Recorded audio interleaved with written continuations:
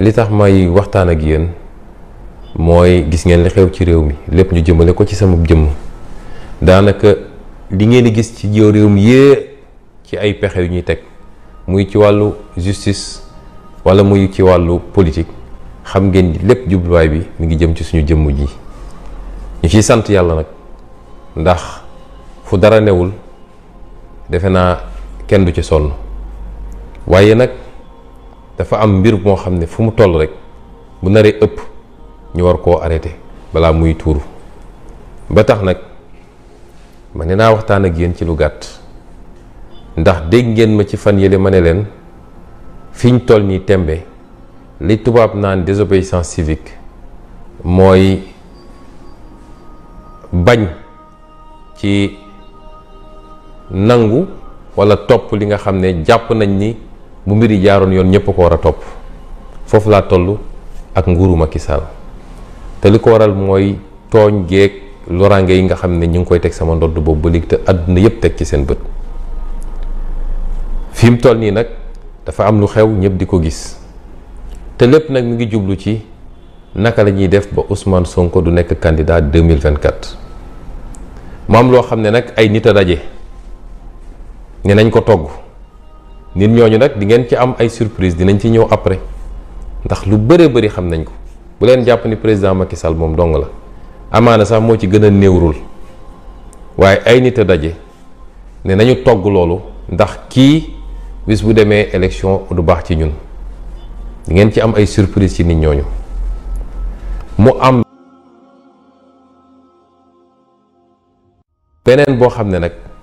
ña lu bokkul ak loolu ñuy togg ne nañu daje waxtaan ci waxtaan goo xam ne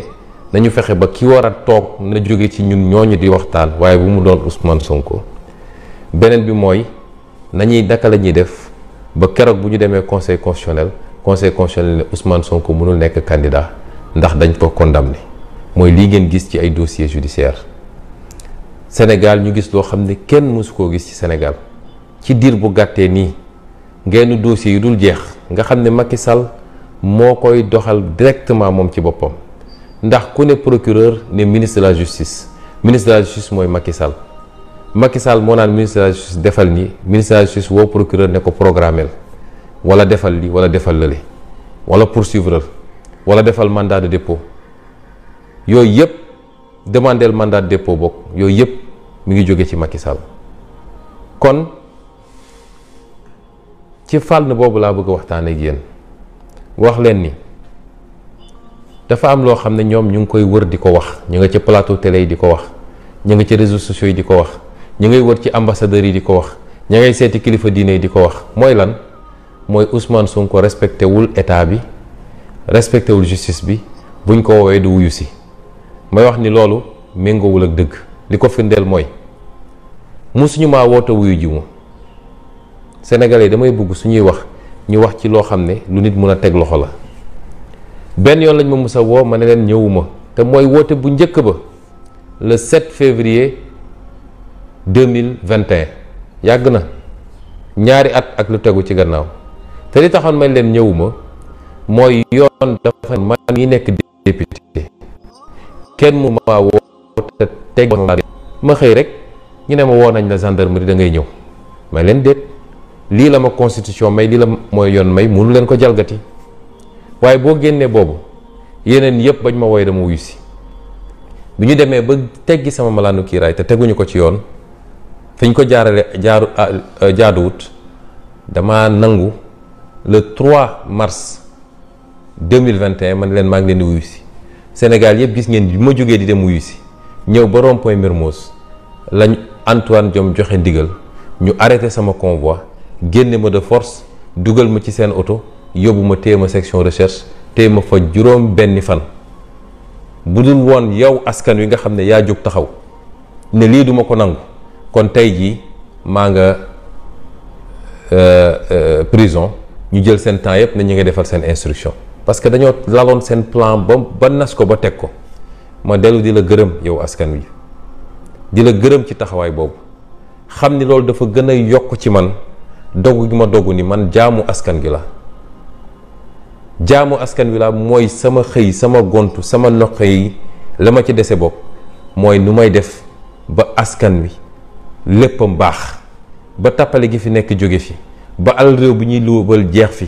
ba ni ñuy jëlee suñu mbir tubaab yi di ko yóbbu te suñu alal waroon des ci réew mi jóge fi. Man loolu mooy sama combat politique. Askan wi dem ba comprendre ko jiili ma ji moo tax góor-góor rek la mën a nekk. ñu jóge ci loolu woowaat nañ ma fi juge d'instruction bi mu ubbiwaatee dossier bi woo na ma fi lem ma woo yëpp dama wuyu si. woo na ma bu njëkk ne ma kaay ma laaj la ma dem ma laaj ko mu toogaat ba mu nekk ko ne ma kaay damay woote ndax dama leen di defal confrontation mooy ngeen toog ku nekk layoo ma dem nangu ko. ñu toog tuuti police woo ma wala dikk ne ma am na ku fi déposé plainte ñëwal wuyu ma dem wuyu ji ko. ñu toogaat ñu convoqué ma le 16 février ma jóge sama kër di dem tribunal ñu song sama convoi dóor samay nit ay lacrymogène ñi ñu jàpp leen dem tëji leen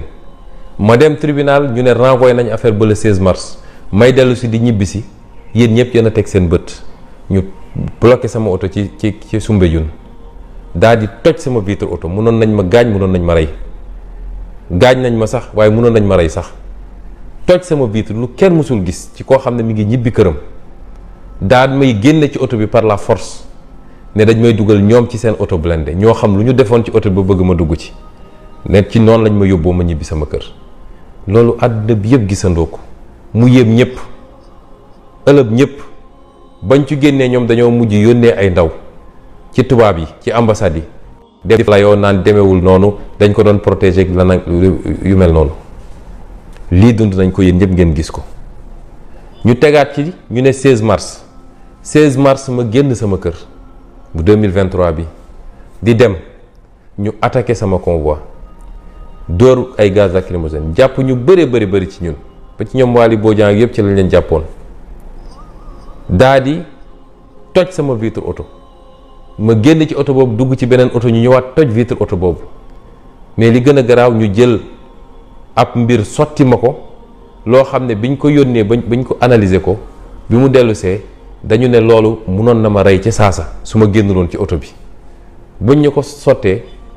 ñi fa nekkoon ñëpp ndax nekkuma foon man dong ay seede am na kenn mënatul woon ubbi bëtam xool kenn mënatul woon noyyi métti na méttiwaay boo xam ne ku ko dundul mënu koo xam yii yëpp dund nañ ko fii. kon ku leen ne Ousmane Sonko dafa bañ uyu ji justice da leen wax lu ko neex musuñu maa woote dew ma uyu ji le 30 ñu woowaat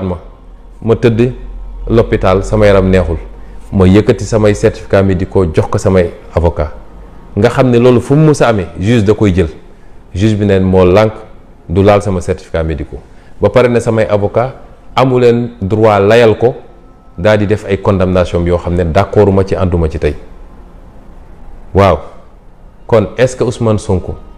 dafa bañ a wuyu justice am déet est-ce que Ousmane Sonko mës nañ ko convoqué te demul te yéen ñëpp gis ngeen ni saa yu ma convoqué sama waa kër du ñu nelawati sama yaay booy du nelawati samay mbokk du ñu nelaw ndakaaru kenn du fa liggéey lépp la ñuy tëj ñu daal di jël lim ñu amoon yépp ci police ak gendarmerie ñëw saam ko ndakaaru rawatina sama quartier. dinaa toog ñaari fan ñetti fan mënumaa génn sama kër samay doom mënuñoo jàngi samay mbokk mënuñoo ñëw ci kër gi ci ku ñu convoqué rek ci justice ci loo xam ne àndul ak benn yoon lii nag laa ne mënatul wëy moo tax ma ne la ma waxoon campagne de désobéissance civique moom lay continuer ndax boo demee ba dem tribunal sax ñu convoqué la ki la convoqué moom muy état moom ci boppam moo lay tere dem tribunal te liñ ci jublu yëpp xam nañ ko lépp xam nañ ko barki dem sama benn avocat dañu waxtaan mu ne ma noo mën a def rek pour ñëwal ma ne ko léegi proposé ma naka lay génnee cité kër góor gi ba egg foofu te lii du am mu ne ma su dee sax da ngay sàcc ñaari fan balaa loolu nga ñëw làqatu ci benn hôtel ville ma ne ko loolu jaratu ko dem tribunal jarul loolu moo tax nag ma ne man sama jëflanteeg tribunal pare na jeex na dama leen ko waxoon ci meetingu Kër Massar bi ne leen dama toll ci sama terminus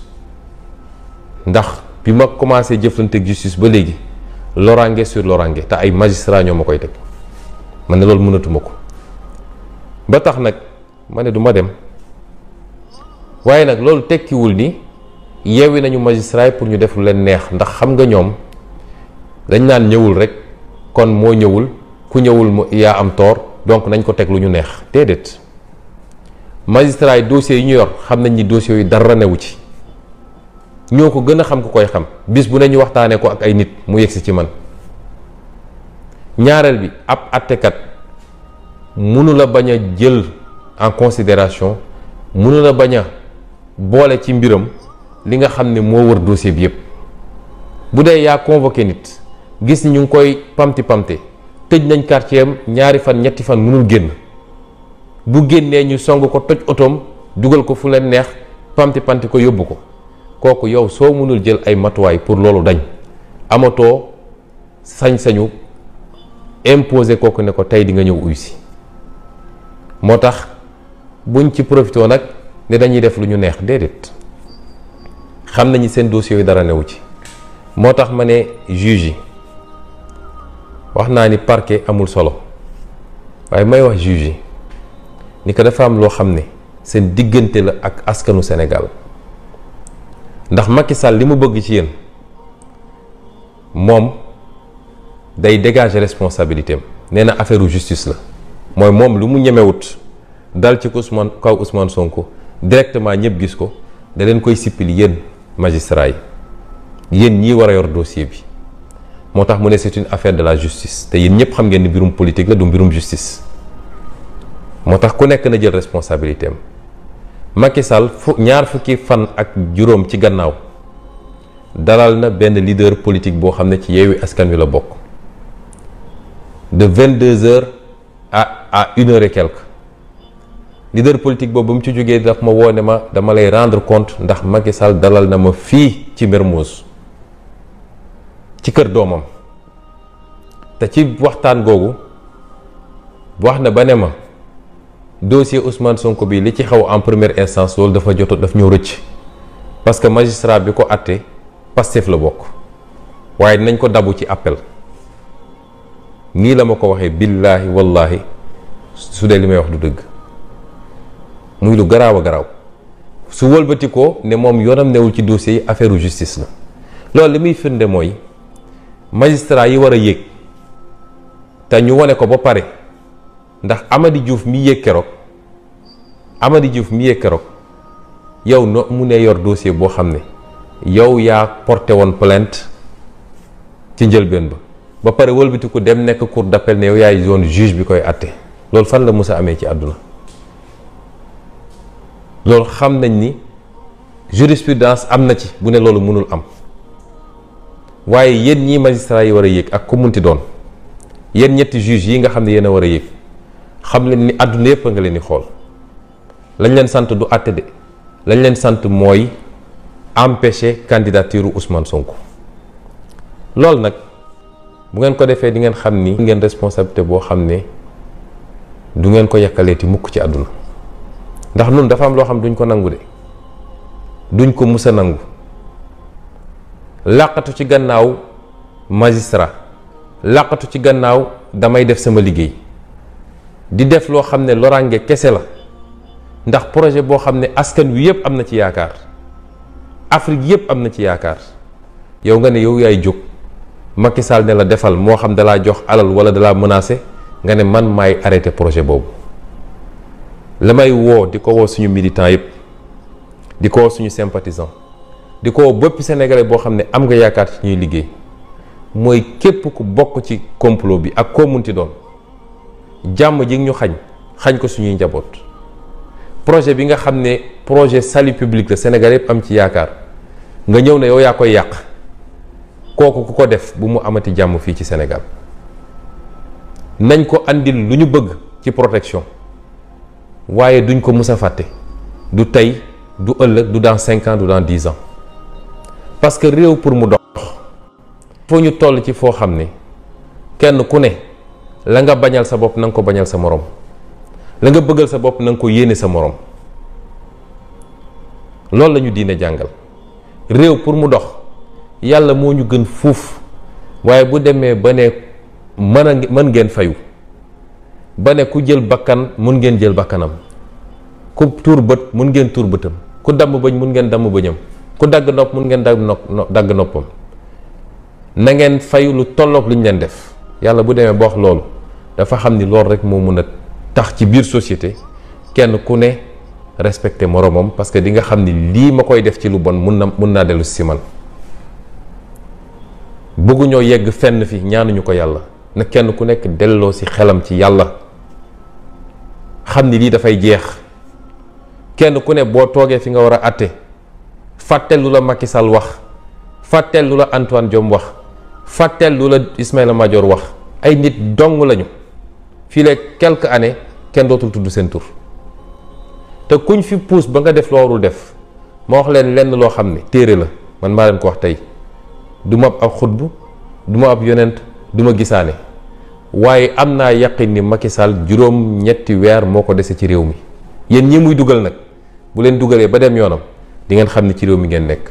amaana sax nit ñi duñu xaar ba mu dem yoonam pour jëflante ko yéen. moo tax na ñëpp delloo seen xel. Sénégal jàmm ci xaj. projet bi kenn du nangu ñu yàq ko ci caaxaan. nun duñu Khalifa Sall duñu Karim Meïssa Wade. na ngeen delloo seen xel.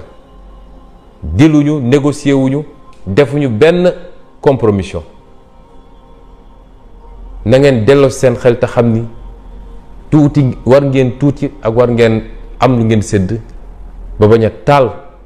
réew mi. na ngeen delloo seen xel parce que ni ngeen amee njaboot la ñu amee njaboot, ni ngeen bëggee lu baax la ñu bëggee lu baax te xam ngeen nekku leen ci dëgg. billaahi wallaahi nekku leen ci dëgg. kon na ñëpp delloo seen xel. yii nag Macky Sall di def yëpp pour xoqatal la, ma koy wax yéen waa askan wi. fi ma toog de maa ngi sigi coor. Macky Sall li mu am ci alkaate ci drone ak lépp ma nga Dakaaru. Macky Sall àttanul askan wi. la ca des mooy lan la ñu jaral ñun.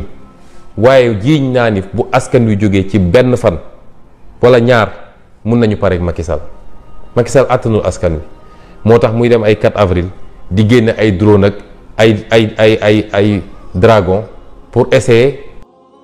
xoqatal askan wi. loolu yëpp nag ku mu leer ni tóoru day bëgg a gagner bataille psychologique bi di wane ni am naa doole mën naa lii di bàkkoog yu demee noonu. waaye Macky xam na ni yow askan wi àttanu la moo ko gën a xam ku ko xam ci àdduna. moo tax toujours li ma doon wax appel à la résistance nañu gën a takk suñu ndigg. 9 mois moo des pour ñu yegg ci li ñu war a yegg te yàlla xam na ne buñ ci yeggee defar réew mi. yàlla xam na ne buñ ci yeggee réew mi soppe ko ba faw. ndax loolu ñu liggéey yépp dinañ toog ba tey ñu seetaan mu naxasaay ci Macky Sall ak ñetti juge ak benn procureur. est-ce que dinañ ko seetaan? loolu mooy question bi. du mbirum Ousmane Sonko, weesu na Ousmane Sonko. kon nañu gën a takk suñu ndigg te lu mu jaral Macky Sall nañu ko jaral ndax ñi muy jàpp nii ñëpp pour xoqatal la ak parce que dafa ragal. may massawu njabootu ñi mu jàpp d'abord seeni wayjur ndax ñoom xam nañ li tax ñuy xeex ñoom te kenn ku ne ci ñun mu ngi doon xaar loolu. may massawu seen waa kër te xam ni wax leen ni duñ leen mës a seetaan lañ ci war a def yëpp ñu ngi koy def. fu may daanelee nag mooy wax ak Macky Sall moom ci boppam. président Macky Sall àdduna bu mu la jay mukk. àdduna dafa am taarix am siira. boo demee ci siira boo demee ci histoire àdduna bi ci gën a sori mooy Firawna ba yu ci mujjee nii kuñ ci mus a jay ba gëmloo ni am nga doole bu kenn amul rek rey nañ la. gis nga nguur kenn moomu ko, yàlla rek a ko moom te dafa am bakkan day jeex. ñii la wër dar la naan la 3e mandat di la bàkk ak yu demee noonu ñu ci bëri ci ñoom ñu ngi àndoon ak président Ablaye Wade di xeex contre toi te bis boo fi jógee ngay xam ni ñooy ay jaam, jéggal leen ma ci terme bi. dañoo bëgg nga delloo sa xel la ñu la yéene ñun mooy nga pare dem toog ni say morom. président Issoufou mi ngi Niger kenn sonalu ko, président Buhari ak président Obasanjo kenn ñi ngi fii Nigéria. Guy Rawlings nekk na Ghana ba ni mu génnee àdduna, keneen ak keneen noonu, waxuma sax réewu tubaab yi, fii laa wax ci Afrique. lañ la yéene mooy nga génn dem toog jàpp sa ñàmbur di dox say soxla, wala su dee da ngay dem ci international nga dem,